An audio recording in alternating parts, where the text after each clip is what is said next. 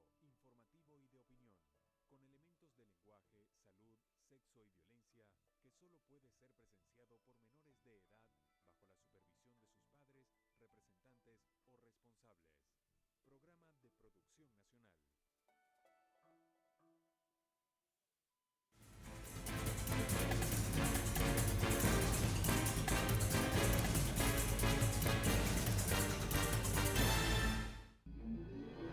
Según organizaciones no gubernamentales dedicadas a la salud en Venezuela, se han registrado desde enero y hasta el mes de julio 125.000 casos de malaria. De acuerdo con datos de la Organización de la Salud, Venezuela había erradicado la malaria o paludismo en 1961, lo que denota un retroceso en cuanto a la enfermedad. Virus como el dengue, chikungunya y el Zika también están afectando a la población venezolana. Las deficientes políticas en materia de salud han ocasionado que estas enfermedades continúen proliferándose en los habitantes, aunado al escaso acceso a los servicios públicos y las fallas en los medicamentos para atacar estas afectaciones, lo que agrava la situación. Por su parte, el Ministerio de Salud ha manifestado que desde su despacho se ha impulsado programas para prevenir y atender enfermedades transmitidas por picadas de mosquitos. Sin embargo, estas organizaciones y epidemiólogos consideran que no han sido suficientes debido a que continúa aumentándose los casos.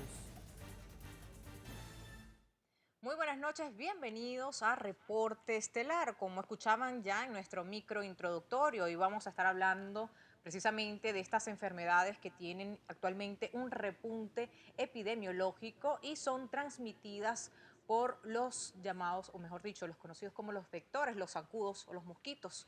Hoy vamos a estar tratando este tema con nuestro invitado, el señor Rafael Orihuela, ex ministro de Salud. Y como decía en nuestro micro, desde los años 60 se había erradicado la malaria en Venezuela, tratándolo en términos médicos. ¿A qué se debe? ¿Cuáles son los síntomas? ¿Por qué se está dando este repunte hasta la fecha? Tiene que ver con las políticas de salud pública que se están implementando o, por el contrario, por la ausencia de ellas. Bienvenido. Hola, buenas noches, gracias por la invitación. Fíjate, el problema con malaria es más o menos lo mismo que ocurre con otras enfermedades endémicas en varios países del mundo, donde se atraviesa un mosquito, digamos, que pica a un enfermo y luego pica a un sano y ese sano se enferma. En el caso de malaria estamos teniendo un incremento muy grande, muy significativo en los últimos 5 o 6 años, ya del 2010 para acá. Y lo que fue erradicación certificada por la OMS, por Mundial de Salud y por la Panamericana de Salud en el año 1961, hoy eso se ha venido transformando en un problema de salud pública muy grave y ya ese reporte del comienzo acá, del primer reportaje que se hizo, te dice que hay 125.000 enfermos cerrando más o menos hacia la primera semana de julio. Esto significa que vamos a tener más de 200.000 en el año 2016 y esto nos regresa más o menos en el tiempo hacia 1932-34, cuando el país tenía 4 millones de habitantes, había más de medio millón de enfermos de malaria por año y muchas pérdidas cuantiosas en materia, digamos, de recursos económicos. Ese es el cuadro hoy. Y se parece a otras enfermedades como las que se mencionaron, chikungunya, virus Zika, dengue y otras que son también endémicas y que se relacionan con lo que se llama saneamiento ambiental. O sea, tú impides que esos mosquitos proliferen y piquen a los sanos y los enfermen. Así es, bueno, recuerden que ustedes tienen su participación garantizada a través de nuestras cuentas en Twitter, reporte-gb, de igual manera mi cuenta personal, tanto en Instagram como en Twitter, Melissa Turibi. Allí pueden hacer todos sus comentarios y también sus preguntas para nuestro invitado. Queremos hacerles nosotros unas preguntas específicas para conocer su opinión. Por ejemplo, ¿qué opinan sobre las enfermedades transmitidas por vectores que hay en el país? Coméntelo con la etiqueta numeral reporte epidemia. ¿Qué opina sobre el resurgimiento de la malaria en el país? Coméntenos al respecto. ¿De qué forma inciden las políticas públicas en la prevención del tratamiento de las enfermedades? La etiqueta numeral reporte epidemia. Y precisamente hablando sobre este tema, ¿a qué se debe, digamos, que haya como un retroceso en esta, digamos, en esta lucha, en esta guerra contra este tipo de enfermedades?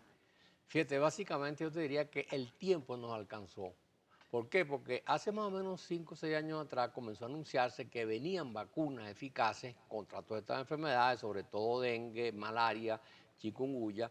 Eso no ocurrió en el lapso previsto y las campañas normalmente de erradicación o de control de estas enfermedades tienen que ver con saneamiento ambiental, insecticida, matar a los mosquitos adultos, matar a las larvas. Hay como cierto descuido, yo diría que una falsa expectativa de que ibas a tener vacunas a la mano, lo que no ocurrió, y entonces las campañas fueron descuidándose sucesivamente en el tiempo, y es lo que explica por qué te fuiste de tal manera tan lejos hacia arriba. El número de enfermos, por cierto, esos son enfermos, invalidez de trabajo, muerte, una cantidad de cosas que van acompañando las epidemias. Yo creo que hubo cierto descuido en la atención de lo que se llama el saneamiento ambiental, y por supuesto, yo diría también cierta confusión, porque el problema de malaria en Venezuela está reducido a un área muy chiquita de un municipio que se llama Sifonte, donde ocurren más de el 100.000 casos de esos 120.000, o sea, más del 70-80%. Si tú actuaras allí adecuadamente, tú cerrarías el riesgo de que el país todo reciba casos de malaria y que se transmita en la gente de otras poblaciones. Pienso que se trata de alguna manera de una pérdida de la capacidad de gestión estratégica en materia de salud pública. Ya vamos a andar en esa parte, en ese punto que tocó sobre la capacidad de parte de las instituciones y de parte del gobierno para abordar esos temas. Vamos a pasar a la participación de la audiencia, pero una participación que recogió nuestro equipo de prensa más temprano. Vamos a ver parte de lo que son sus inquietudes. Quisiera saber cuáles son las zonas del país más afectadas con las enfermedades del Zika y chikungunya y cómo podemos prevenirlas. Creo que le entendí la parte de Venezuela más Las afectada. zonas geográficas Ok. donde están la mayor cantidad de casos. En el caso de malaria, básicamente el estado Bolívar es donde está el 90% de los casos, pero cuando hubo ya la erradicación en el año 60, sin embargo, quedaron focos muy chiquiticos en Venezuela. Por ejemplo, Pedernales en el estado de Tamacura, la zona fronteriza Colombia del río Meta con Venezuela, parte de Apure, parte de Barinas, un pedacito en la zona sur del lago, otro pedacito en la zona de la Guajira venezolana. Eso era chiquitico y daba 6.000 casos por año apenas, eso era perfectamente controlable.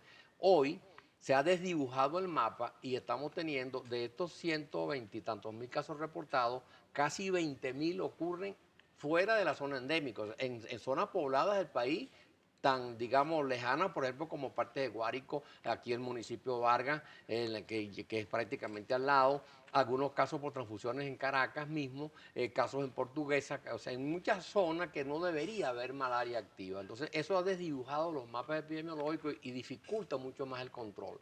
Entonces, yo le diría a quien nos hace esta pregunta que hay como un riesgo potencial hoy prácticamente en 20 estados de los 25 que tiene el país. ¿Hay algún estado donde, más allá de que sea un caso importado, por decirlo de alguna manera, de que sea por traslado, no se den por las condiciones climatológicas este tipo de enfermedades? Muy importante tu pregunta. Los transmisores se mueven en un territorio más o menos de 0 a 400 metros sobre el nivel del mar. Ellos, digamos, en todo el país se mueven allí. Ciudades como Caracas, por ejemplo, que están ya a 900 y tantos metros, no hay ningún riesgo.